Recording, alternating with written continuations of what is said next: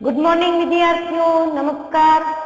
ज्ञानपथ शैक्षणिक संकुल मोरबी ધોરણ 12 કોમર્સ વિષય છે વાણિજ્ય વ્યવસ્થા ને સંચાલન। આગળના લેક્ચરમાં આપણે પ્રકરણ 4 સુધી અભ્યાસ કરેલો। પ્રકરણ 5 કે જેનું નામ છે કર્મચારી વ્યવસ્થા, સ્ટાફિંગ।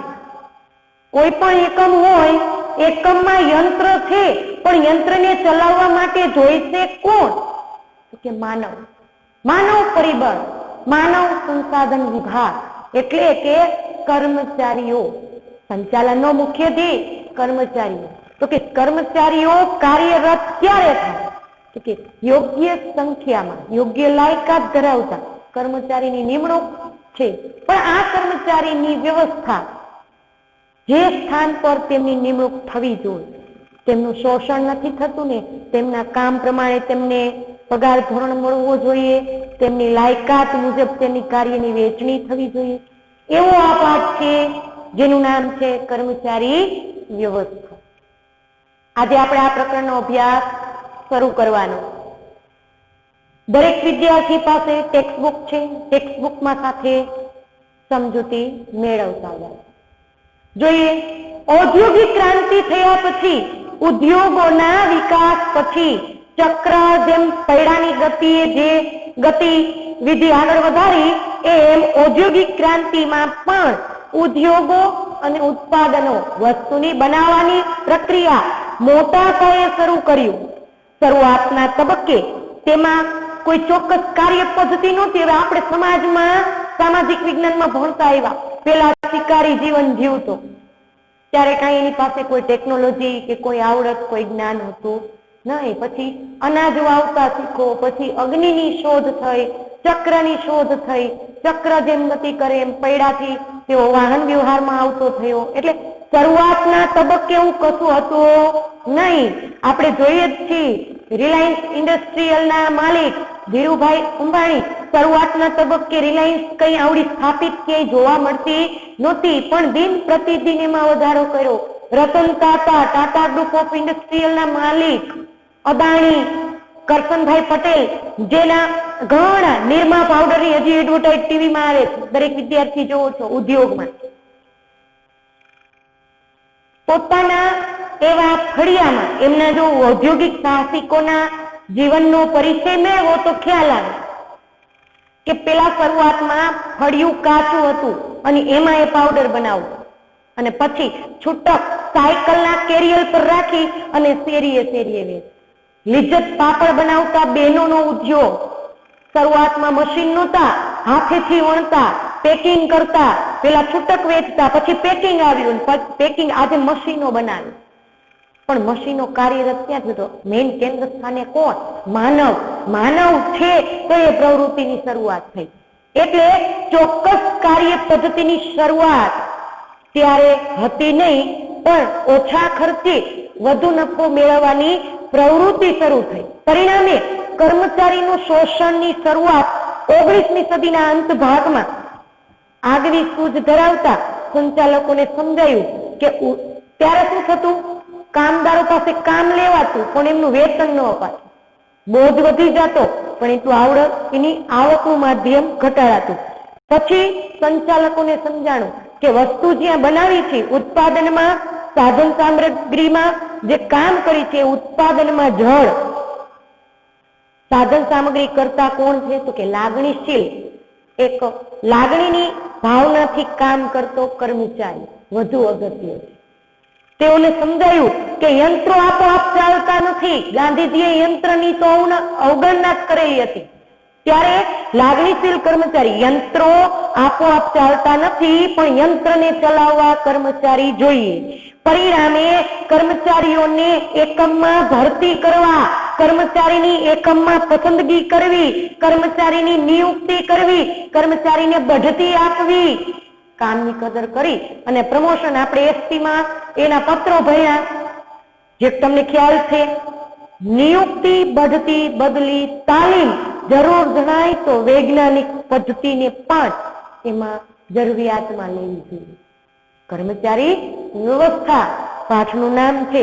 જોઈએ, કર્મચારી વ્યવસ્થાનું કાર્ય સંચાલનના અન્ય કાર્યો જેટલું જ મહત્વનું છે. તે વ્યક્તિના વિકાસની પ્રક્રિયા છે. અગાઉ સંચાલનમાં માનવ તત્વને જોઈએ તેટલું મહત્વ આપવામાં આવતું નહીં.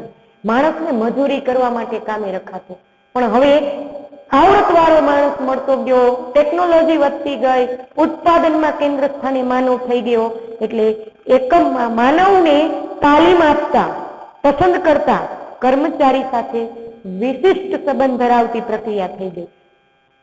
એકમમાં આયોજન શ્રેષ્ઠ રીતે કરવામાં આવ્યું હોય, વ્યવસ્થા તંત્રની રચના જો યોગ્ય રીતે થઈ હોય, તો કર્મચારીની અયોગ્ય પસંદગી અને તાલીમમાં ખામી હોય તો એકમ સફળ થતું નથી. જે જગ્યાએ જે કર્મચારીની નિમણૂક કરવાની હોય એવા જ કર્મચારીની પસંદગી અને એને જરૂર જણાય તો તાલીમ શીખવાડવું જોઈએ. એકમની સફળતાનો આધાર કર્મચારી જે કામ કરે છે એ કામ કરવાની શક્તિ અને વૃત્તિ પર છે. કર્મચારી વ્યવસ્થાએ એકમમાં કામ કરતા કર્મચારી સાથે કેવો સંબંધ ધરાવે છે એ સંબંધ ધરાવતી પ્રક્રિયા છે. એટલે હવે આપણે જોવાનું છે કર્મચારીનો વ્યવસ્થાનો ખ્યાલ. સામાન્ય અર્થમાં કર્મચારી વ્યવસ્થા એટલે એનો અર્થ છે એકમ માટે જરૂરી કર્મચારીને મેળવવા, જ્યાં જરૂર છે જગ્યા છે તે કર્મચારીને ભેગા કરવા, મેળવવા, કેળવવા અને જાળવી રાખવા સાથે સંબંધ ધરાવે છે. વિસ્તૃતમાં તેનો અર્થ આપ્યો છે કે કર્મચારી વ્યવસ્થા એટલે કર્મચારીની ભરતી, પસંદગી, તાલીમ, બઢતી અને સમયાંતરે એમની વય મર્યાદા કે કામ કરવાની શક્તિ બંધ થાય તેમના નિવૃત્તિ પછીના કાર્યોનો સમાવેશ કર્મચારી વ્યવસ્થામાં થાય છે. કર્મચારી વ્યવસ્થા એટલે શું?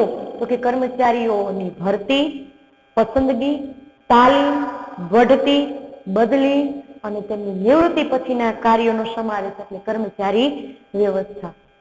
એ ખ્યાલ ઉપરથી લાક્ષણિકતા આપી છે કે કર્મચારી વ્યવસ્થાની લાક્ષણિકતાઓ કઈ? તો સંચાલનનું અગત્યનું કાર્ય છે. કેવું કાર્ય છે? સંચાલનનું અગત્યનું કાર્ય. સંચાલનના અન્ય કાર્યો જેવા કે આપણે જોઈ ગયા આયોજન, કયું કામ કોના દ્વારા કેવી રીતે કરવું, પણ એ કામ માટે યોગ્ય સત્તા, જવાબદારીની વહેંચણી વ્યવસ્થા તંત્ર દ્વારા કરવી. દોરવણી એટલે માર્ગદર્શન. દરેક કર્મચારી તાલીમ પામેલો નહીં હોય, ન આવડતું હોય તો માર્ગદર્શન આપવું પડે. સંકલન, એક કર્મચારીને બીજા કર્મચારી સાથે સહકારથી કામ કરવું. જે કામ સોંપાયેલું છે તેના ઉપર દેખરેખ રાખવા માટે કર્મચારી વ્યવસ્થા જરૂરી છે. બીજું, કાયમી પ્રક્રિયા.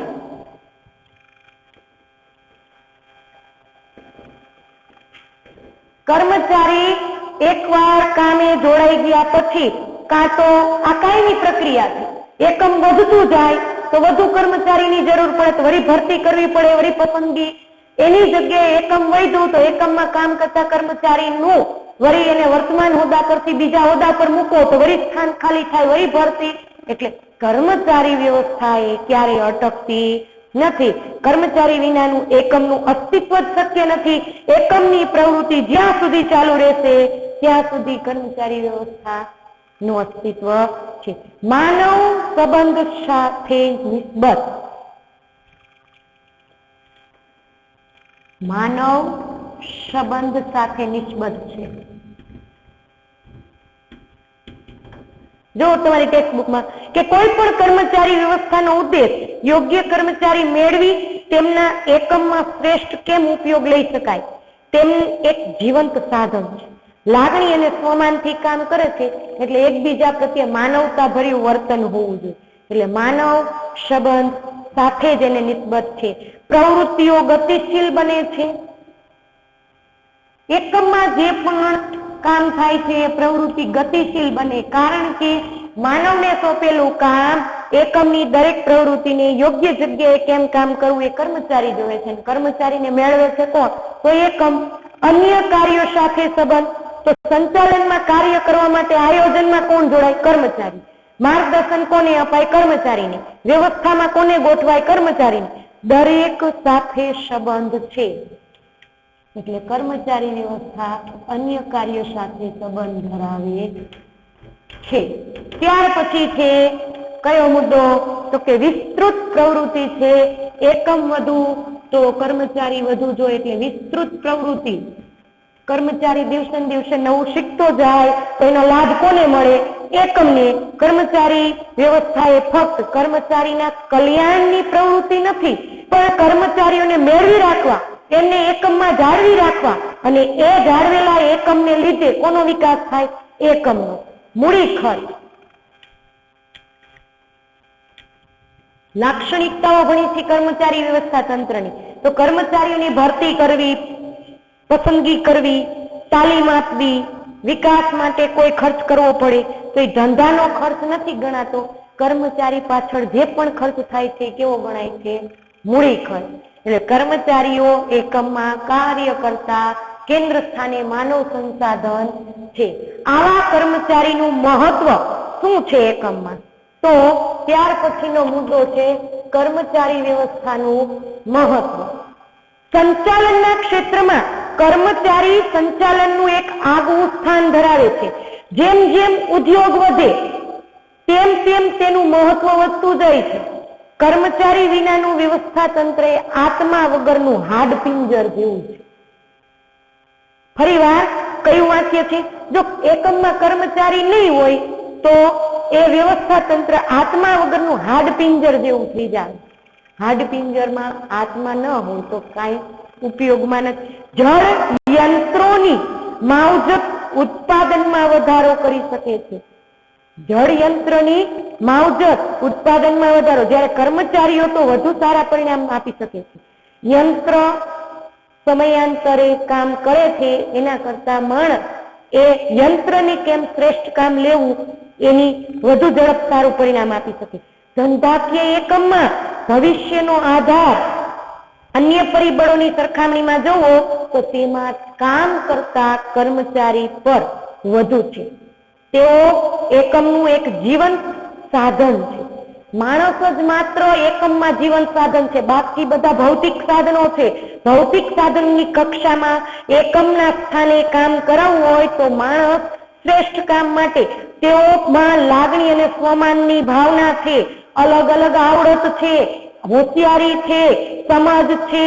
એટલા માટે એવું કહેવામાં આવે છે કે એકમ માટે શબ્દ વાપરેલું છે કે તમે તમારા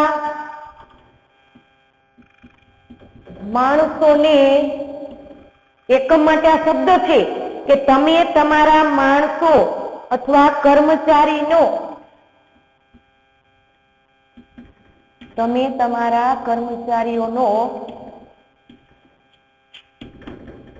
ખ્યાલ રાખો.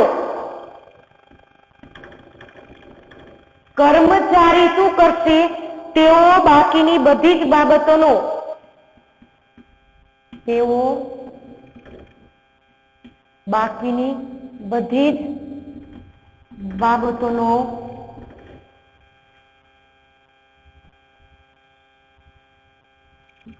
તેઓ તમારી બધી જ બાબતોમાં તમારો ખ્યાલ રાખશે.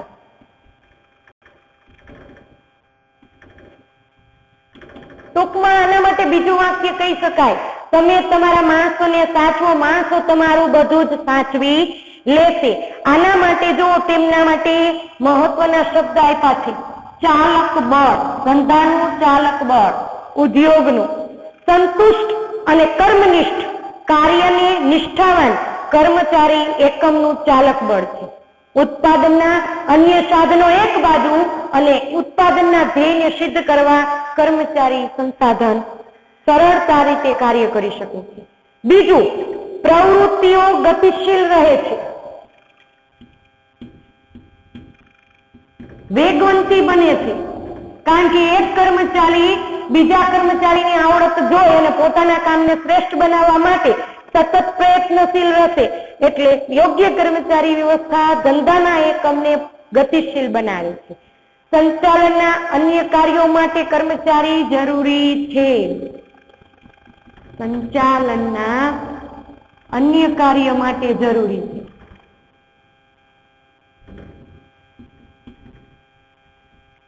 એકમનો એક કર્મચારી આયોજન કરતો હોય, વ્યવસ્થા તંત્રની રચના કરતો હોય, સંકલન દોરવણી માટે આ કાર્યો કરવા હોય તો કર્મચારી હોવા જરૂરી છે. એકમના હાથ પગ છે.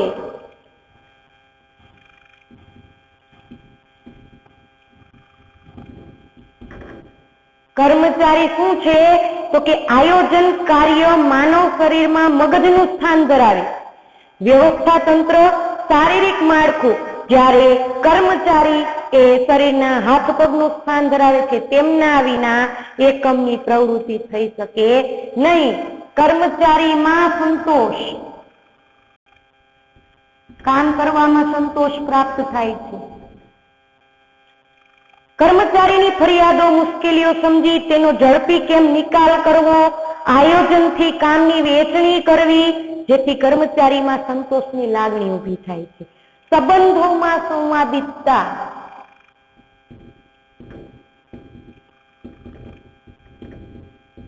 સહકારની ભાવના.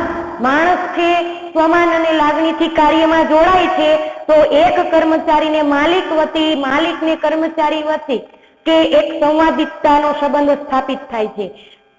સંતુષ્ટ અને કાર્યનિષ્ઠ કર્મચારી મળતા અમૂલ્ય સંપત્તિ હોય છે. એટલે એકમની શું વધે છે? પ્રતિષ્ઠા. એકમની પ્રતિષ્ઠામાં વધારો. સારો કર્મચારી ધંધાને શ્રેષ્ઠતા તરફ લઈ જાય છે તો એકમની દિન પ્રતિદિન પ્રતિષ્ઠા વધે છે.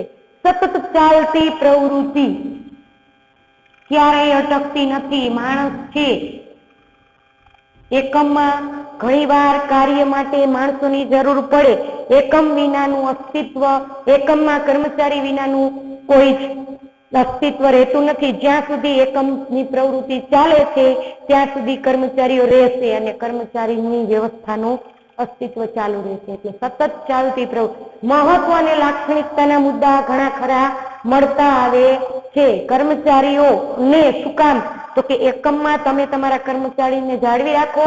કર્મચારી તમારા એકમનું બધું જ સાચવી લેશે.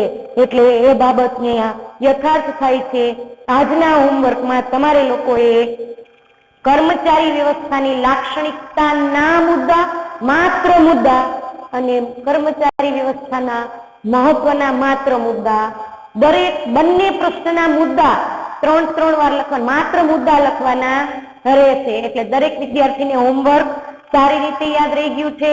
કર્મચારી વ્યવસ્થા એટલે શું તો કે કર્મચારીની ભરતી, પસંદગી, તાલીમ, બઢતી અને નિવૃત્તિ પછીના કાર્યોનો સમાવેશ થાય. કર્મચારી વગર એકમનું અસ્તિત્વ શક્ય નથી. જ્યાં એકમ છે ત્યાં કર્મચારીનું સ્થાન વિશેષ છે. એટલે જ વાક્ય યથાર્થ છે કે તમે તમારા માણસો કે કર્મચારીનો ખ્યાલ રાખો. એકમનો બધો જ ખ્યાલ તમારા માણસો કે કર્મચારી સાચવી લેશે. એટલે હોમવર્કમાં માત્ર બંનેના મુદ્દા 3 વાર લખવાના છે અને વિસ્તૃતે સારી રીતે વાંચન કરવાનું છે. નમસ્કાર, જય હિન્દ, વંદે માતરમ.